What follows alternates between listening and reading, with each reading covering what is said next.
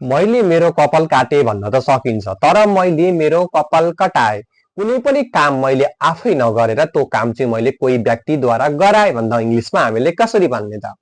हो त्यस्तो वाक्यहरूलाई कसरी हामीले कुन स्ट्रक्चर युज गरेर बनाउने, कसरी पढ्ने, कसरी याद गर्ने भन्ने कुरा आजको भिडियोमा म तपाईलाई सिकाउँदैछु। यदि पहिलोचोटि हाम्रो भिडियो हेर्नु हुँदैछ भने आज तपाईले कृपया पूरा वाच गर्नु होला। फुल वाच गर्नुभयो भने तपाईले आजको यस क्लासमा केही न केही कुराहरू पक्कै सिकेर जानुहुनेछ।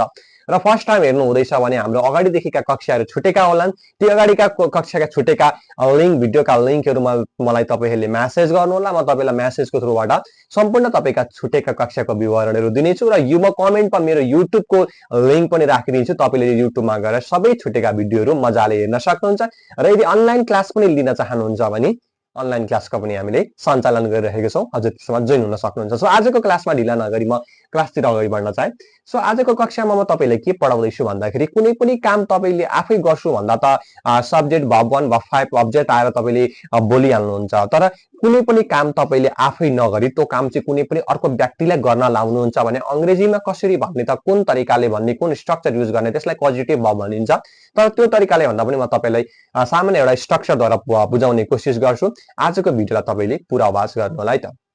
सो सबैभन्दा सुरुमा हामीले चाहिँ के पढ्दैछौँ भन्दाखेरि आजको कक्षामा कुनै पनि काम चाहिँ आफै नगरी अरूलाई गराउँदाखेरि कसरी भन्ने, मैले गराए भन्दाखेरि हैन है। जस्तै सबैभन्दा सुरुमा तपाईले सब्जेक्टको युज गर्नुपर्छ हैन। हामीले सब्जेक्ट युज गर्ने, अनि त्यसपछि ह्याड राख्ने है। यहाँनेरि पोजिटिभ verb ह्याड राख्ने हामीले, अनि त्यसपछि अब्जेक्ट राख्ने है, जुन काम तपाईले गराउनुहुन्छ है। अनि त्यसपछि यहाँ verb कुन के काम हुन्छ, जस्तै एक्जाम्पलबाट तपाईहरु बुझिहाल्नुहुन्छ। सुरुमा सब्जेक्ट राख्ने, अनि ह्याड राख्ने, अनि अब्जेक्ट कुन काम हो, अनि त्यसको के गर्नुभयो त्यो क्रिया यहाँनिर राख्नुपर्ने हुन्छ। अब एक्जाम्पलबाट तपाईहरुले बुझिहाल्नुहुन्छ। सबैभन्दा सुरुमा मैले के लेखेको छु भने मैले मेरो कपाल कटाए भनेको छ। मैले मेरो कपाल काट्छु भनेको छैन। मैले मेरो हामी सामान्यतया हामी मैले मेरो कपाल काटे नै भन्छौँ हैन। हामीले कटाए त कहिले पनि भन्दैनौँ। तर हामीले चाहिँ जान्नु खासमा वास्तविकता यो हो नि त हैन। मैले मेरो कपाल चाहिँ अब कपाल काट्ने मान्छेद्वारा कटाए भनेर भनिन्छ। तर त्यसको लागि चाहिँ अब हामीले यस्तो सेन्टेन्सहरुलाई चाहिँ कसरी भन्ने त, मैले यस्तो काम कुनै पनि व्यक्तिद्वारा गराए भन्दाखेरि चाहिँ सबैभन्दा सुरुमा सब्जेक्ट राख्ने। सब्जेक्ट भनेको को हो त? मैले हो नि त। मैले भनेको के हो त? आई हैन, आई। अनि त्यसपछि तपाईले ह्याड राखिदिने, आई ह्याड अनि त्यसपछि अब्जेक्ट राख्ने। अब्जेक्ट भनेको के हो त? तपाईले के कटाउनु भएको हो त? कपाल कटाउनु भएको हो नि त। सो कपाललाई के भन्छ त? हेयर। आई ह्याड यहाँनेरि मेरो कपाल भनेको छ है। अब्जेक्ट के हो त? मेरो कपाल भनेको छ। त्यसकारणले गर्दा के भयो त? माई हेयर भयो है। माई हेयर के कटाउनु भएको त? मेरो कपाल।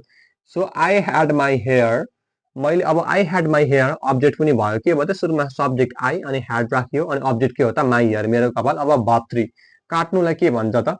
कट भन्छ। कटको verb 3 के हो त? कटे हुन्छ। सो यसरी बनाउने। So I had my hair cut, I had my hair cut, मैले मेरो कपाल कटाए। अब यो ह्याडको ठाउँमा ह्याभ थियो भने चाहिँ कटाउँछु भन्ने हुन्छ। यहाँनेरि I have my hair cut. अब यहाँनेरि अहिले चाहिँ मैले मेरो कपाल कटाए भनेको कारणले गर्दा I had my hair cut, मैले मेरो कपाल कुनै व्यक्तिद्वारा कटाए हैन। यसरी हामीले बुझ्नुपर्ने हुन्छ। अर्को एक्जाम्पल हेर्नु होला। मैले मेरो लुगा धुन लगाए। तपाईले नधोएर अरु कुनै व्यक्तिलाई, दोस्रो व्यक्तिलाई चाहिँ त्यो लुगा धुन नलगाउनु भयो। सबैभन्दा सुरुमा सब्जेक्ट युज गर्ने। अब यो सब्जेक्ट चाहिँ यही हो, आई नै हुन्छ। मैले भनेको कारणले गर्दा आई हुन्छ हैन। आई। अनि त्यसैगरी तपाईले ह्याड युज गर्ने। आई ह्याड अनि अब्जेक्ट। अब्जेक्ट के हो त? के धुन लगाउनु भएको हो त? मेरो लुगा। मेरो लुगालाई के भन्ने त? माई क्लोथ्स हैन, my clothes. So I had my clothes, I had my clothes. अब verb 3 के गर्न लगाउनु भयो त? धुन लगाउनु भयो। धुनुलाई के भन्छ त? वाशको verb 3 के हो त? Washed. So I had my clothes washed, मैले मेरो कपडा धुन लगाए। तपाईले अब सिम्पली तपाईले normally I washed my clothes भन्नु भने चाहिँ मैले मेरो लुगा धोए। तर मेरो लुगा मैले कोही व्यक्तिद्वारा धुवाए भने चाहिँ धुन लगाए भन्दाखेरि चाहिँ I had my clothes washed, मैले मेरो कपडा धुन लगाए भन्ने अर्थ यहाँबाट बुझियो। त्यसैगरी अर्को हेर्नुस्। उसले उसको मोबाइल मर्मत गरायो। उसले दोकानमा गयो, उसको मोबाइल बिग्रेको थियो र उसले मर्मत गरायो भन्दाखेरि के भन्ने त? अब उसले उसको आफै मर्मत गर्यो भने त ही रिपेयर्ड भन्दा भइहाल्यो हैन। ही रिपेयर्ड हिज मोबाइल फोन भन्दा भइहाल्यो। उसले आफ्नो फोन मोबाइल मर्मत गरायो। तर अब कुनै पनि व्यक्तिद्वारा गरायो भन्नु पर्यो भने चाहिँ यो स्ट्रक्चर लगाउन सकिन्छ। सुरुमा सब्जेक्ट राख्ने। के हो त सब्जेक्ट? उसले भनेको छ। उसले भनेको कारणले गर्दा ही, अनि ह्याड राख्ने तपाईले। ही ह्याड अनि त्यस पछाडि अब्जेक्ट के गराएको हो त, के मर्मत गराएको हो त उसले, उसको मोबाइललाई के भन्ने त, उसको भनेको के हो त, हिज मोबाइल भनेको के हो त, मोबाइलै भन्दा पनि भयो, हिज फोनै भन्दा पनि भयो, केही छैन यसमा प्रब्लम छैन हैन। So Hee had his phone. अब भर्ब 3 चाहियो, के काम गरायो त, मर्मत गरायो। मर्मत गर्नुलाई के भन्छ त, रिपेयर। रिपेयरको भर्ब 3 के हो त, रिपेयर्ड हैन, रिपेयर्ड। सो यसरी हामीले ही ह्याड हिज फोन रिपेयर्ड, उसले उसको फोन चाहिँ मर्मत गरायो।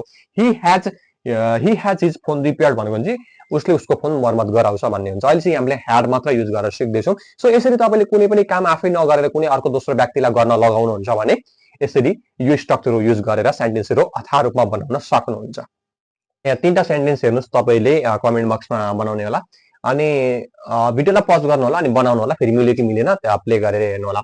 हामीले हाम्रो घर रङ्गाउन लगायौँ भन्नुको मतलब के भने हामीले हाम्रो घरलाई पेन्ट गरायौँ भनेको कुनै व्यक्तिद्वारा चाहिँ बाइ समवन है, हामीले के गर्यौँ त, आफ्नो घर रङ्गायौँ। अब यसलाई बनाइरहौँ है त, हामीले हाम्रो घर रङ्गाउन लगायौँ अथवा कलर गरायौँ भन्ने बुझ्ने। यहाँबाट सब्जेक्टको हो त हामीले भनेको वी हैन, we.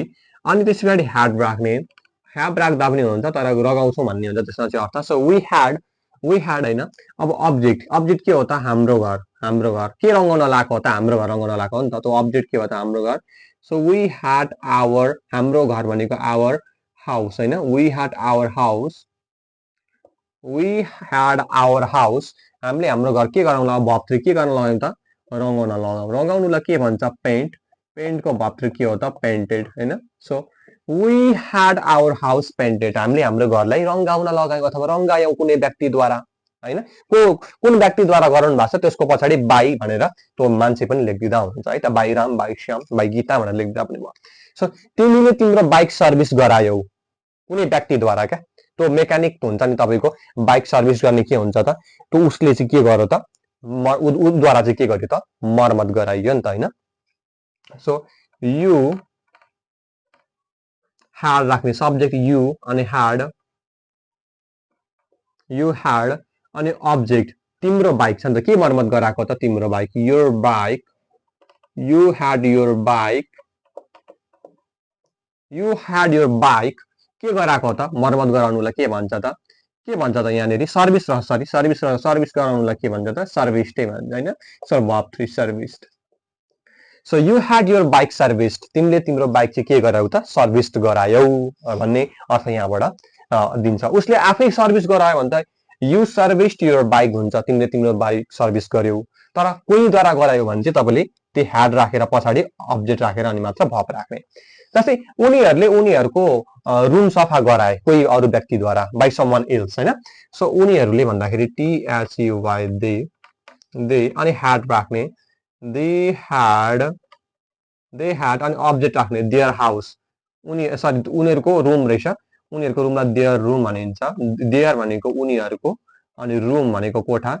So they had their room, उनीहरूले उनीहरूको कोठा चाहिँ के गराए त, सफा गराए। भर्ब 3 के हो त, सफा गराउनुलाई के भन्छ त, क्लिन। क्लिनको भर्ब 3 के हो त, क्लिन्ड हैन, clean. So they had their room cleaned, उनीहरूले उनीहरूको कोठा चाहिँ सफा गराए। सो यसरी तपाईँले को व्यक्तिद्वारा गरियो भन्ने त यदि तपाईँले राख्न मन छ भने पछाडि बाई हैन, समवन एल्स कोद्वारा गरेको त्यो राखिदिँदा पनि भयो, बाई भनेर अन्तिममा राखिदिन सक्नुहुन्छ।